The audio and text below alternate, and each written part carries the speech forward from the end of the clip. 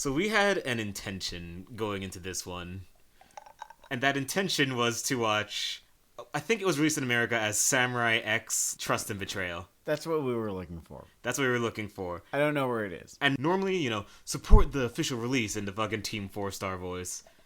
But the creator of Rurouni Kenshin got caught with CP, so I don't feel any kind of way of saying I was trying to steal this movie. we were trying to steal this anime product. I don't know, man. I own Gunpla. I don't feel particularly indebted to the anime industry. I own lots of Gunpla. You could say that it is part of my retirement fund. You could say it is the cornerstone of his retirement fund, the other half of which is Dogecoin. Keeps going up, bro. It got back up to 40 cents today. I feel like I've gone insane. I feel like I have gone insane and no one else has. And everyone else is looking at me like the weird person. Oh, I've totally gone insane. I was walking back home with Morgan today and going on this long-winded explanation of what day trading is and what that entails. And basically, I was looking at the squiggly line for Dogecoin the entire way that we were walking, being like, okay, so once the squiggly line gets up here, I'm going to sell and pray to every single god that's ever existed that it goes down and does not keep going up. And then once it goes down, I'm going to buy again. And once again, pray to every single god that it does not keep going down. And I repeat this process. And also I do it for 2 or 3 dozen other stocks or cryptos or what have you. I think that the old bar between us mortals and the market was simply supposed to be comprehensibility, not just of how to buy and sell these things, but when and why to sell or what would make them go up and down in the fucking dark magic day trading in the market. And well, the great thing about Dogecoin is that there is no reason for any of it. It's completely divorced from reality, meaning I think there are 1 or 2 things that take Dogecoin. That's the only thing that ties it to this world. It's a little dumber and darker than that. It is an entity fueled and maneuvered entirely by human boredom, and because you understand the ebb and flow of a meme's interest, you can play the shell game with Dogecoin. Well, Doge the meme died almost a decade ago. The fact that Doge the coin is nearing 50 cents, that's something. We're about to become a crypto podcast, and I don't know if that's what I want to happen to us. I don't need any more of my fate in the hand of fucking Elon Musk. So yeah, I was trying to find the fucking Rurouni Kenshin movie. Didn't feel bad about stealing it. Because, again, he got banned. He got banned pretty hard. What I ended up finding, and we realized it when we were, I want to say, a good 6 or 10 minutes into it. Was very good. It was very good. It was not the movie at all we were supposed to be watching. It was just Rurouni Kenshin the movie. Yeah, like it was Marcus Rurouni Kenshin the movie here. I think it's called, like, Requiem for the Ishin Patriots, maybe? I think you may have pegged that one. Something about Ishin Patriots. Yeah, the point is, this movie was the most recent positive thing to happen in our orbit, and we also had a very special experience of this movie, and I really got to zero in to what made this possible. Mm-hmm. Because we had the original dub of this film.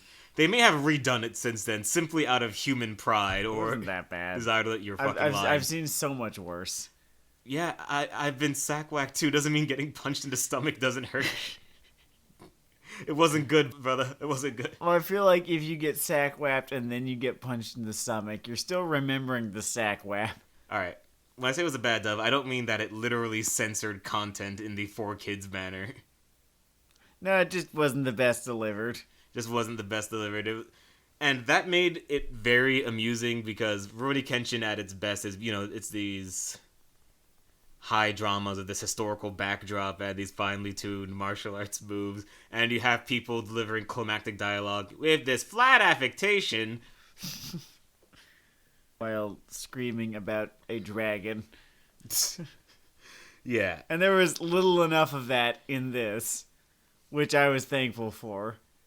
Oh yeah. What he's specifically referring to, by the way, in not in joke ease, is that Rurouni Kenshin, like a lot of shonen of its generation, our generation, amidst its presentation, whether or not it fit had a lot of calling of attacks, which always felt a little weird for me given its overall tone and topicality. I think if it's not a super robot show, then I do not see the reason for you to be doing that. It doesn't add a lot to a lot of things. I mean, I would be entertained as hell if in the middle of Psychopath, Kogami would be shouting like Detective Blast or something. But that's because something is deeply wrong with me. Maybe in the middle of Anohana, someone could just shout Trauma Reconciliation Beam. Everyone waits for it to come out. Nothing comes out. They go, oh no! Oh! But yeah, Rurouni Kenshin is very typified by that, at least in the manga and anime. But for some reason, until like towards the end of the third act, there's very little of the calling, and I don't know if there are two theories. Either the director just did not like what it did to a lot of dramatics, which I could totally understand because I feel like there's some undermining. That is exactly where I'm at with it. Yeah. I wonder if there's a chance that the opposite is true, in which they're holding on to those attack calls like, oh shit, they're gonna love it when this happens. We gotta save it for when we want to hit good. We want to get them right in the feels. Gotta be perfect heals. You cannot give them what they want. It's a fun thought, but the reason I focus so much about the voice acting thing is that I do think that the plotting in this is worthy of some of the better arcs in the Rurouni Kenshin manga anime. Having not seen a whole ton of it, I was amazingly surprised with how well researched the whole thing was. Yeah, the thing is really strongly rooted in history. It's one of the... I just love that whole action historical fiction thing in manga. I mean, I've talked about this before, but these shows that decide to go intense with the detail and realism of everything except the violence, in which people just do wuxia flips across. For instance, Vinland Saga. For instance, Vinland Saga, My Boy Kingdom, that entire Wolfsmund business that was going on. It's a vaunted tradition. I hear Rosa Versailles has a similar trick, but I haven't dipped my feet in that water, so I don't know, maybe right. It's hard to find old manga like that. It is very hard to legally find old manga like that. And he did not get banned, so we'd have to get creative. She. Oh. I think it's a she who did not get banned. Or... Hey, sorry, we just took a quick break. It turns out I had the title I was thinking of completely wrong. The Rose of Versailles is some kind of Yuri manga, and I'm an idiot, I guess. There's Yuri stuff in it. Okay, so just from the summary, the first adjective it gave it was Yuri, so I... Okay, so now I could be double wrong, and I could have been right the first time. I feel like the first adjective it gave it was shoujo. Okay, hold on. Shoujo manga about about Marie Antoinette. Okay, I give up. I give up on also there was Yuri, yes. The important core point here is that Rurouni Kenshin cares a lot about its history, and it gets it right, and in particular, it gets right that thing where a lot of people often die for no reasons, generally related to land or machismo. And what I was saying was this movie lives up to, I don't know, if you're into Rurouni Kenshin, like, the whole ninjas versus Gatling gun kind of emotionality is sort of the area that this movie builds to well, and I appreciated that. I mean, Rurouni Kenshin as a series, near as I can tell, and I have only flirted with Rurouni Kenshin. I think, Denard, you were the one who was the most into Rurouni Kenshin. It is a sort of, you could call it a tableau of Japan post-Boshin War, right? As the country kind of lurches into modernity, and you've got this type of people who are no longer going to be necessary in this new world, and what they do with themselves. Yeah, if you are someone who's particularly into the Red Dead Redemption wavelength of tone and want... I was about to say half the body bags, but I guess I just forgot how, spoilers, things turn out for a lot of people in this fucking movie. But yes, it definitely does deal with, as they lurch into the Meiji Restoration, all of these old revolutionaries and old guard monarchists and all the people like coping with this new reality where being the bestest at sword fighting doesn't matter that Doesn't much matter. anymore. And the horror of the one man who says, no, I'm going to make it matter. And how he almost pulls apart this narrative. Shishio is one of my favorite just straight heels in the silly shonen spectrum. Mm-hmm. I like him as a defiance of the idea that the pure epic sweeping antagonist needs to be rooted in like a humanistic element or relatability or something that is sad and tragic about their choice. Whereas he was just someone who looked at the wheel of history lurching towards progress and things being a little easier for people who don't swing swords around, saying, no, that's wrong, what the fuck is this, I hate this. I mean, you read early modern Japanese history, and he's not a unique... He's not... What would you call it? An abomination? He's not an aberration. There was a... As the samurai class began to become less and less important... they were really big sticklers about the fact that their right to cut down a peasant who was rude to them was being taken away. That was a big one. They wanted to keep that one.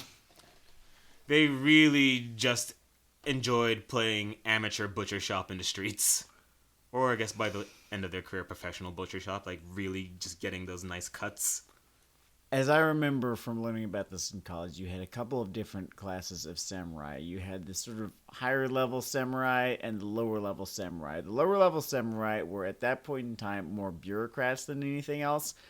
They ended up faring way better than the higher level samurai because they just knew how to navigate this new world better by the time the new world was saying, hey, old world's done. It was a good time to invest in the very concept of middle management. Like, these are samurai who had sold their swords at one point or another just to make ends meet, in order to invest in something more profitable than owning a sword. And as they entered that new world in which, that little pyramid Ricky Gervais used to babble about that he, swiped from someone? It's this pyramid of how, bureaucratic organizations work, namely corporations. Mm-hmm. And basically, the pyramid is, from top to bottom, sociopaths, clueless, and losers. The point is that the lowly samurai were in a peak position to fill out the sociopath and clueless brackets. Whereas people dedicated to the way of the blade stand a very good chance of tumbling from sociopath to loser. It's really interesting how knowing how to do violence just fell so amazingly out of favor once you have this big long stick that does the violence for you. And you don't really need to be that great at using it in order to do violence to another person. Go figure. It's really transformative. It makes me wonder if we should be teaching AI to do various things a little more slowly than we are. But so it goes.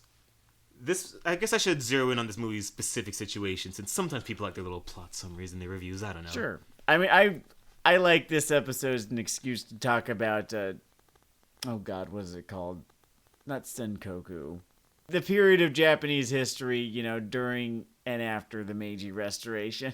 Senkoku? Senkoku? I feel like it's Senkoku. I'm going to look it up. Alright, everyone, we are going to fact check ourselves. That's right, we're pulling a CNN.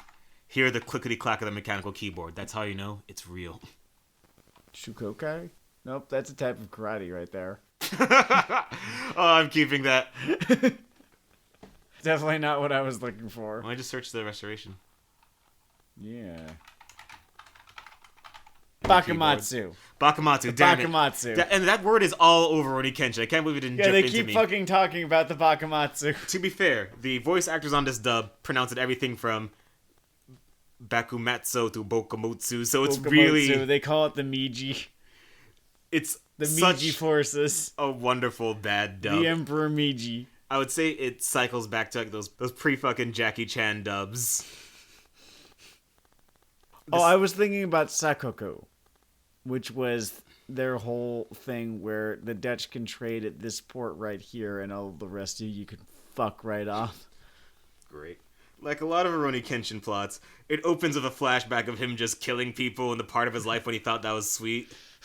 And whenever he has one of these scenes in this comic or this anime or this film, I always think about how he wouldn't quite work as the same character in America, because I feel like the character's attitude towards his murdering for his country days would be, oh, well, that was a good decision I would make again. Why aren't I doing that right now? I could be killing... It would be a little bit more complicated than that. They try to add some nuance to the conversation, and then he'd still decide to keep killing people. They might admit, like, oh man, that one guy, maybe I should have done a quick double tap instead of letting him, soak in the blood for a second. And now I've grown as a character and as a murderer. It was a mistake to kill this one dude once, a couple of years ago. Just him, though. There would also be a scene that the main character didn't see where they firmly triple underline that the guy drank too much and hit his kids or something. Just so that you know that it's sort of justified that he kills like. But yeah, Kenshin's got a guilt complex, and it's good in this.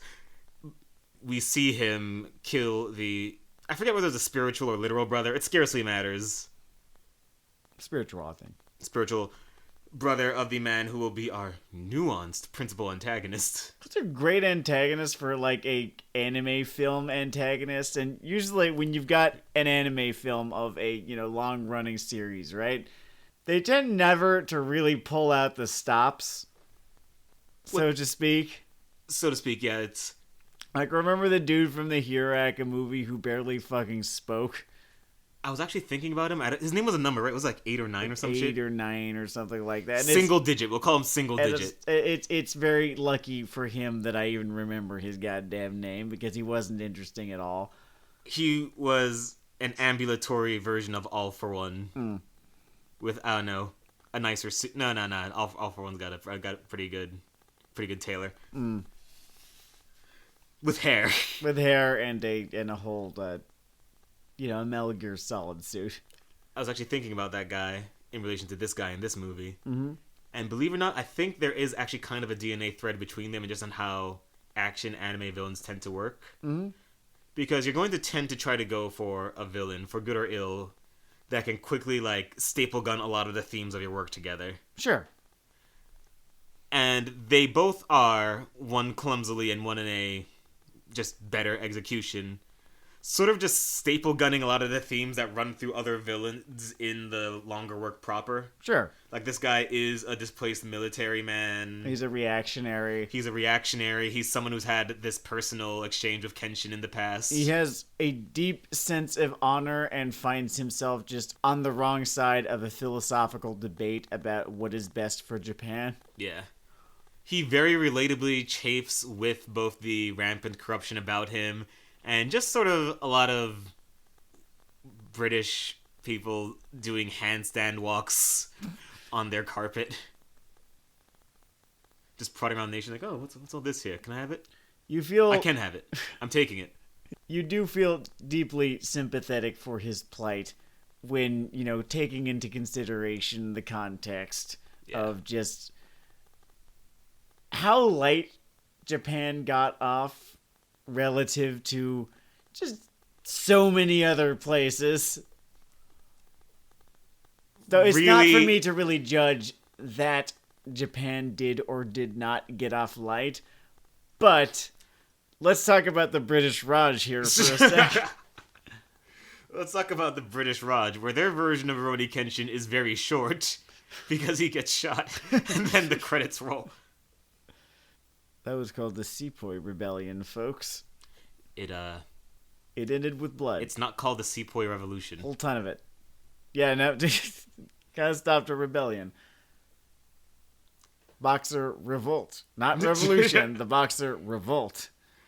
The Boxer Revolt. They would have called it the Boxer Incident if they hadn't killed so many of the Boxers that it just had to be a notable bullet point in those historical texts. So his anger is very understandable. This is an extremely human character who has some very old school kind of thinking about, Japanese honor and what the country should look like moving forward. And you totally understand throughout the entire thing where he is coming from. And what I found the most interesting with this film in particular was another country with another history reconciling its extremely bloody past. Because the United States, where I am from, has an immensely fucking bloody past. Has an almost impossible bloody past. No, we don't. Sleep, Samuel, sleep. And it was built atop the bones of a people that we never thanked or paid or let survive or did anything, and like continue to kind of disrespect and pretend that they didn't fucking build this place for us. And some of us are starting to reconcile with it, and Tim Scott refuses to acknowledge that this ever happened. Tim Scott, I believe, thinks that instead of slaves and natives, there were volunteers and landlords. What's that fucking line? Landlords who voluntarily... There's this line from fucking Family Guy. They were invited, punch was served. Yeah, that's one of old McFarlane's better turns. So beyond, the conversation to be had about America's history, in tandem, I guess, with the conversation to be had about America's history in the last couple hundred years, what's really interested is watching Japan kind of trying to take apart its history and decide what to do with it. And we've seen this in other stuff set in this time period as well. A lot of critics, I'm not going to pretend it's an original thought, because I read this somewhere in the last 3 days when I was thinking about this episode. Mm-hmm. But evidently part of just the massive cross-demographic, cross-country, everything like success of Rurouni Kenshin is that people just do enjoy that process of you get all the engagements of someone unwinding history, but there's also just a little nice appeal to a certain type of person when it's not your history, so you don't have to feel too guilty about anything. It's like, oh man, violence is wrong. Their violence. It's bad when they do it. Ours was necessary and sweet. Sweetessary, as we call it. Necessweet. I wonder what Japanese audiences think about Civil War media. Oh, just Westaboos watching Glory every week. Watching Glory, or like, what if you put fucking 12 Years a Slave in a Tokyo theater? What would they think about all of that? That is a good-ass question. I am left to wonder, yeah. Like, would that do okay? Didn't a dub of the Boondocks make its circuit on Twitter recently? What a great audio clip. But yeah, you have this antagonist who, sort of packages all those themes of the story together, and he is the main thing in the movie. Also making a guest star in the movie is the series' version of featuring Dante from Devil May Cry. Oh, the fucking Wolverine guy. Yeah, the fucking Wolverine. The Shinsen Gumi motherfucker. Yeah, he's here to smoke. He's here to smoke, dispense with characters and 15-second fight scenes and go back to smoking. And he's all out of cigarettes. Yeah, he doesn't particularly elevate or bring down anything. It's just very funny how... Oh no, he's got one of the better lines in the movie. That is true. Towards the end of it, where, the guy who is the traitor to the rebel cause escapes, with his skin, thinking like, well, at least I got out with my life. Yeah. And then he gets this dressing down from Wolverine's Shinsen Gumi dude who just thinks like, maybe you're really just that open-minded when really talking about his, variable loyalties. Before stabbing him in the fucking forehead. Rurouni Kenshin has some very efficient formulas. In this one, each faction has a relatable person on top and a vizier in the second slot. Which is just, I guess, the shorthand for the range of moral types you get in any historical incident. It does a fascinating job of humanizing kind of both sides of the conflict. Something that it is a... When you're talking about both sides of the conflict in America, right? Usually the conflict that you were talking about is the Civil War. And humanizing a member of perhaps one of those factions, you were doing so at the expense of the people who they wished to remain chattel. To my knowledge, no such baggage exists in Japanese history, so you still have this weird sense of the country was at war with each other almost exclusively over ideals and what they wanted the political future of the nation to look like. And there's a whole lot that I do not know, and I probably just left a whole bunch out just now. The Western, or my, dumb shit Western perspective, though, is that it's a whole lot of people with really, really strongly held beliefs, and it's very difficult to say who was right or who was wrong, and kind of impossible to say that either was just one. It leads to so many masterworks that consist of people having political science 347 debates between backflips. And I guess that kind of close ideological gap just does lend itself innately well to high drama, which is, what we get here. Since I'm talking about backflips, I should talk about the action in this. I did enjoy it, which is good because it's an action property. I mean, there's a very noticeable investment in budget gap between... They invested very strongly into flashback. They're very invested in the climax. And then they're like, all right, we got to get through the rest of this movie. There was a little bit of quality here and there. Yeah, I mean, it was no Sword of the Stranger, but the sword fighting was good. It's good. That's like what you came here for was good. You're not going to leave disappointed or anything like that. You're not going to leave in a blackened fury. Sanosuke is here because he has to be, because this is the movie.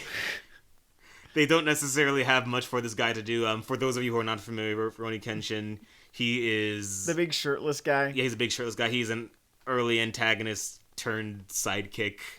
He's mostly really there to just sort of warp himself out to promote new heels. You know how this stuff goes. Poor guy.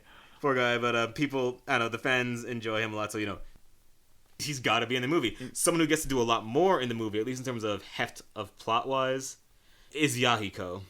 He had a great little arc. He got a great little arc, because, his thing in the show, and almost falls out of his character in some ways in the comic, but it's really hyped up here, is that his dad was a samurai in this war with, beliefs, and... he was a member of the Shogi during the Boshin War. Yeah. They all died.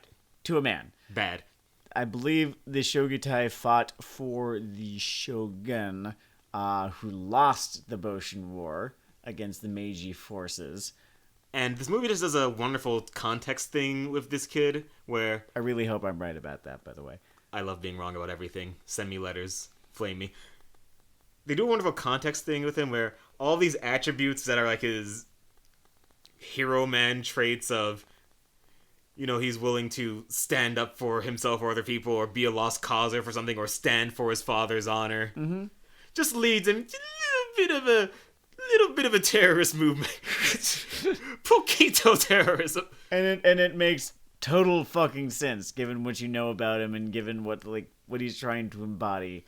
The best fucking scene with the villain is when the villain says that he has a very special mission for him, and the villain knows that they are all going on a suicide mission, right? They're probably all going to die, in the hopes that they ignite something that reverses all of this, or that reverses everything that's happened up to now. Reverses the Boshin War.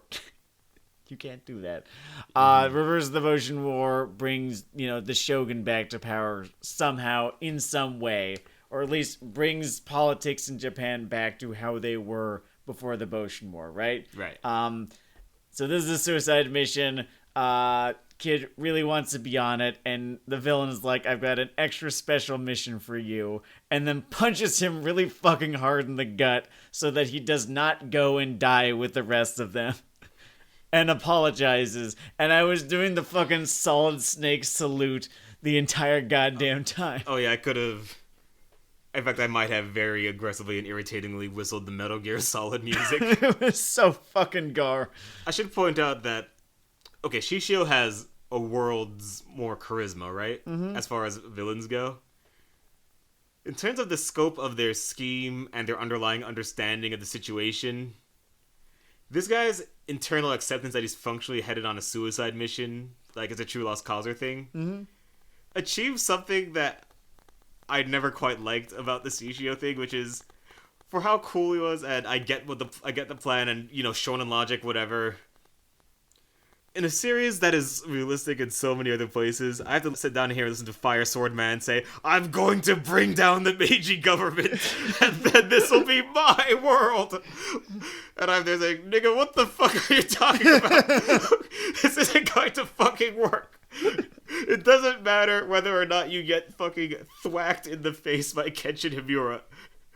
After this scheme, I guess the international community is going to prey on the now severely weakened Japan."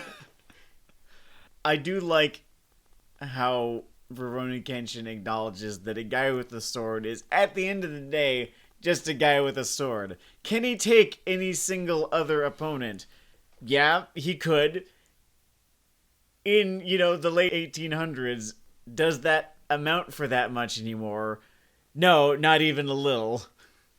I guess at the end of the day, that is also what sort of drew people to Shishio, though. Like, the universe sort of bent those rules a little for him. Sure. I think people just liked the idea that someone could be a bad enough dude to potentially turn back the clock unless there was another bad enough dude to hit him with a reverse blade sword and say, "Pacifism, beat, is beat the way, beat." I know that's a core dissonance. Sometimes you just enjoy the story. You just kind of have to go with it. It's like, otherwise, look. Otherwise, a show off pacifism is just going to be like, it's going to have the tone and content of discourses on Livy or something, which, educational, not the action extravaganza of our generation. Yeah. It's just like last year's Turkey, a little dry. I think the best thing you do is, I don't know, maybe make a dialogue comedy endorsing pacifism. Like, in the loop for the way of peace. I was literally about to talk about Iannucci just now, so good going. Yeah, like, if Iannucci ever makes a shonen series, it will be an endorsement of pacifism via dialogue and jerk show gags. God, I'd be so fucking there for that. Let's see, turns to the main cast. Kaoru is just there, but not very there. Yeah, she's there. She's there. She's present. She reminds us that there are multiple people who don't want Kenshin to bite it. They couldn't have a subplot for everyone. They did a framing in the last fight where him seeing through Kenshin's moves wasn't so much about him being that dude, but he's literally just traumatized from watching Kenshin murderize his friend. Like, yeah, I remember that murder.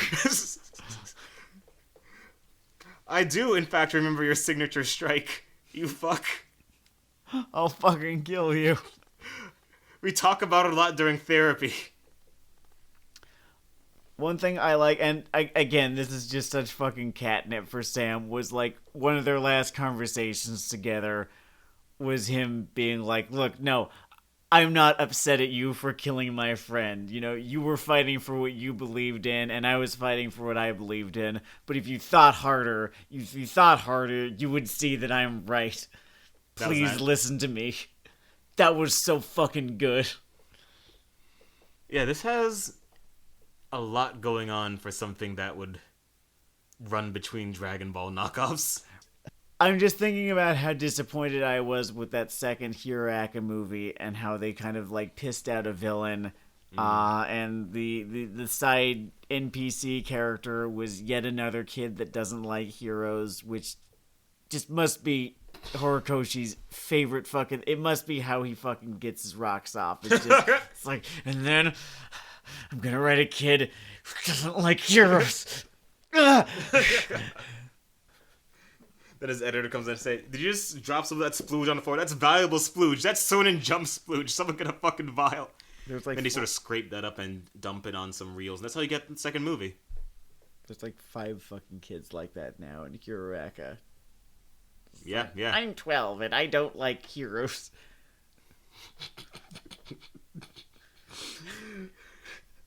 You've got your overpowered quirk, and me, I've got these fucking markers. I think when Hiroaka is a fond memory, in the same cadence that we make fun of the yata-ta-ta-tas or 10 episodes of charging an attack, or even now we just talk about the swing in Naruto, there will just be memes of, yeah, I'm 10, I'm not that into Spider-Man. I'm going to change your fucking mind. I'm going to change your heart and It your is my soul. life's mission to make sure that you are into Spider-Man. I don't care how close to dying I get on the way. I'm wondering how I can tie in how much I dislike the sentiment of let people like things into what we are talking about right now. I mean, let people like things is essentially a... There's like 6 asterisks next to that statement. There are. And it's a touchy-feely kind of way to say, be unthinking and uncritical, specifically towards the things that I enjoy, so that I can wave about the authority of liking something that has resonance or meaning or makes a real statement or is an artistic achievement. But I don't have to do the work of thinking too hard at any point in my life or examining the bloated chasm of my own tastes. It's a pretty good way of summing it up, yeah. Thank you. I am a virtuoso bully. If you have an Azure Lane tattoo, re-examine your life. I definitely don't. That's good, and I only have one hidden Azure Lane tattoo. I have 0 hidden Azure Lane tattoos. Let me just to the various extremely impulsive choices I have made in this life that he is privy to. Let me just underline that I do not have a tattoo of a battleship that is a girl that is a battleship. That you can collect and marry. You collect them, And marry did you them. people, Can you divorce them? Can you have battleship kids with them? Is it 1/4 battleship if you have sex with a battleship girl? No, I think they are full battleships. They're just also girls. We're getting into sort of like a theological debate where like, is Jesus man? Is Jesus God? Is he half man and half God? Are the two separate and yet the same? Is it homoousian? Is he of the same substance? Or are God and Christ of the same substance? Are they homoousian? People would fucking fight each other over this shit. In short, Rurouni Kenshin, Trust and Betrayal is a movie we cannot review because we did not watch it. I watched it back in high school and it fucking whipped, so I definitely still... I definitely do recommend it if you can find the goddamn thing. And I still have not seen it because I guess that's just my eternal quest. And Rurouni Kenshin, semicolon, the movie, italicized, is good. It's very quality. good. You'll enjoy it. It's a good historical fiction romp, good action. You will grow internally and externally. I think there are few enough things where I'm watching it and I will exclaim out loud, "Ooh, this is really good, isn't it?" And he did it a few times. And I don't know if there's a new dub or just subs, or if you're just down for a good laugh. Try and find the Japanese version. But know that it will make a difference. Anyway, this is Weeaboo Hell. That's Weeaboo Hell.